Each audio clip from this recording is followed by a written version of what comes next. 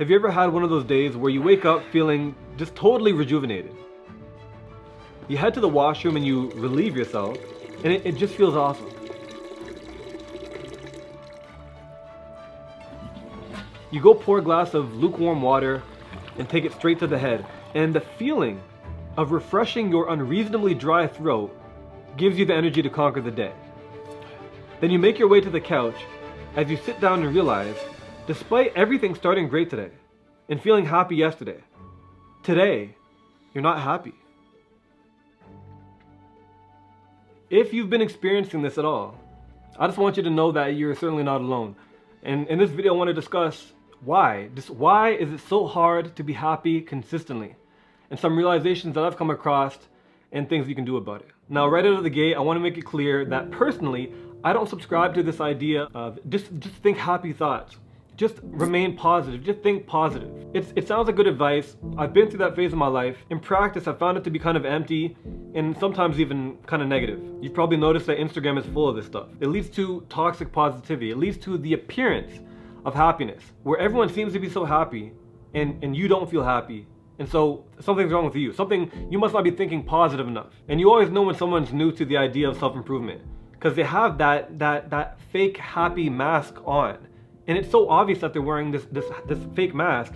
It's like you're not dealing with reality. You're just trying to cover it up. When I see people like that, I kind of want to be like, take that off. Just take the mask off and just be yourself and address what you're dealing with. There's a few reasons that I've found to explain this challenge, why it's so hard to be happy consistently. The first thing is this little concept called hedonic adaptation. It basically just means that we have a tendency, regardless of what positive happens in our life and what negative happens in our life, we have the tendency to return to this baseline level of happiness. An example of this is that a couple years ago, I went to Nicaragua, and there's a small island off the Caribbean coast, I believe, called the Little Corn Islands.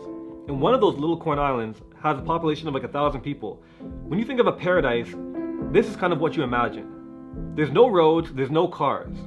You can either walk or you can bike. The grass is lush, the grass is green, the water is so clear. You have these beautiful tropical trees kind of just overshadowing the island. It's beautiful. And I was there for a week. Day 1, day 2, day 3, it was pure joy. It's paradise. Happiness is way up here.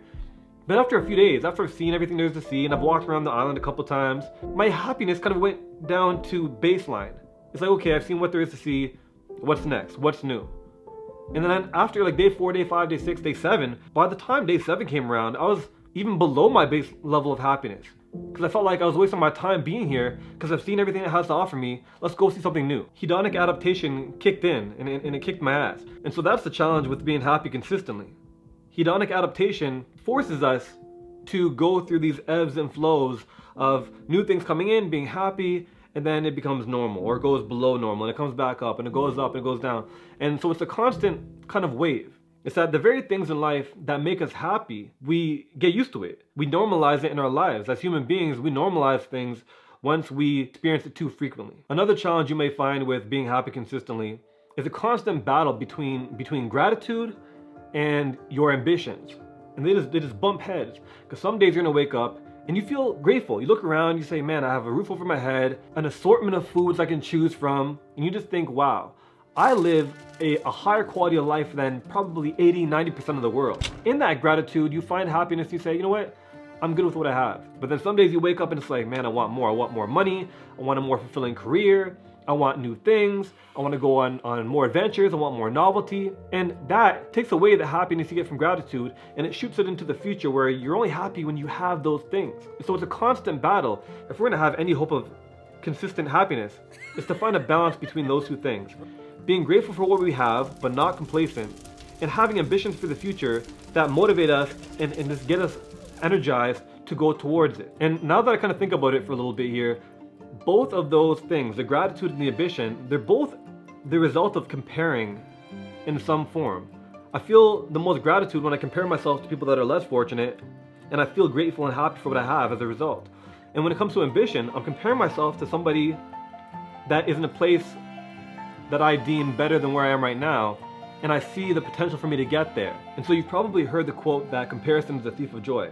And it absolutely is. But On the other hand, comparison is kind of the giver of ambition, because when you can see somebody doing better than you, it gives you a vision to shoot after, especially if you see the potential in you getting there. So use comparison wisely. Another challenge to being happy consistently that I've found is focusing on the wrong things. You know, I'm a big fan of Reddit.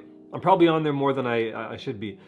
And there's a subreddit called Fat Fire. And the FIRE part of that is an acronym for Financial Independence, Retire Early. And so there's a bunch of wealthy people on there. Someone posed the question to the subreddit asking them to break down what makes them happy in their life as a percentage. One person had some input that led to a big discussion that I found very interesting. He said he's very happy with his life. He makes a lot of money, but he finds a lot of happiness in his life.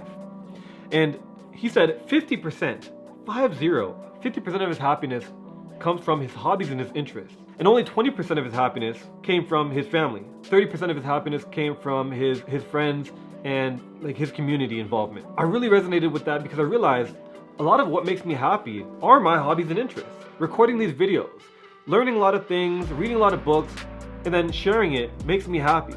Playing basketball makes me happy. Working out makes me happy. Having conversations around the things that I'm interested in makes me happy, and it makes up the bulk of my happiness. Far more happiness than I get from my friends and family. And don't get me wrong, I'm not downplaying the importance of friends and family in life.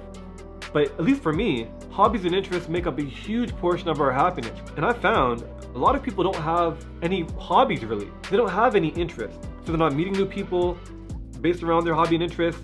They don't get to have conversations around it. They don't get to go out and spend time involved in it.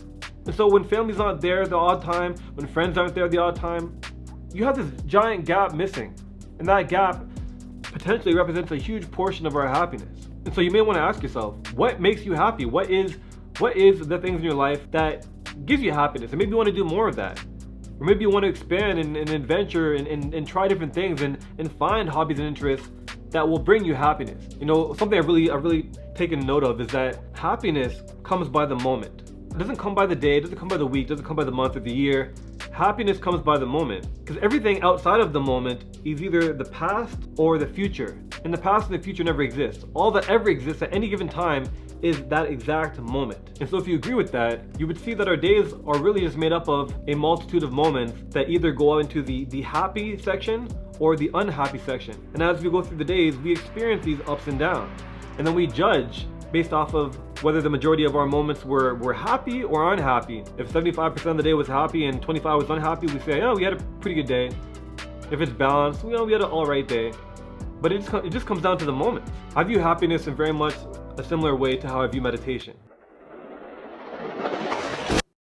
Because with meditation, the goal is to clear your mind. But inevitably, thoughts begin to creep in. You can't avoid those thoughts coming in. But what some people don't realize is that the challenge of meditation is to not avoid having thoughts. It's when you do have thoughts, to clear them out, to catch them and acknowledge those thoughts and clear your mind as quickly as possible. And in the same way, true happiness is not having this unrealistic expectation that it's possible to be at a high level of happiness all the time forever. But what we can do is understand and embrace that periods are going to come in where we focus on the past or the future, or we let unhappy thoughts come into our mind that affects the way we go about our day. And instead of trying to avoid having those thoughts ever, we can focus simply on trying to clear our mind of those thoughts, getting back to our happiness, because a lot of times our thoughts and circumstances and things that happen throughout the day, they kick us out of our happiness. So instead of trying to avoid unhappiness, simply embrace that we're going to have times of unhappiness, but we get ourselves back into happiness as quick as possible. Something to keep in mind is that whatever you think that you could have, that you currently don't, that could make you happy, there's people all over the world that probably already have that thing, and they ain't happy. So I'm a big believer that we'll be able to more consistently find happiness, not by trying to attain things that we think will bring happiness, but instead by searching and pinpointing and acknowledging the things in our life that takes away from our happiness and removing those things. I think that the happiness is always there, but people and circumstances and thoughts and situations cloud our default happiness, and it makes us feel like we're not happy, when it really it's like a dark cloud preventing the sun from shining on you. The happiness is always there, but what's in front of it?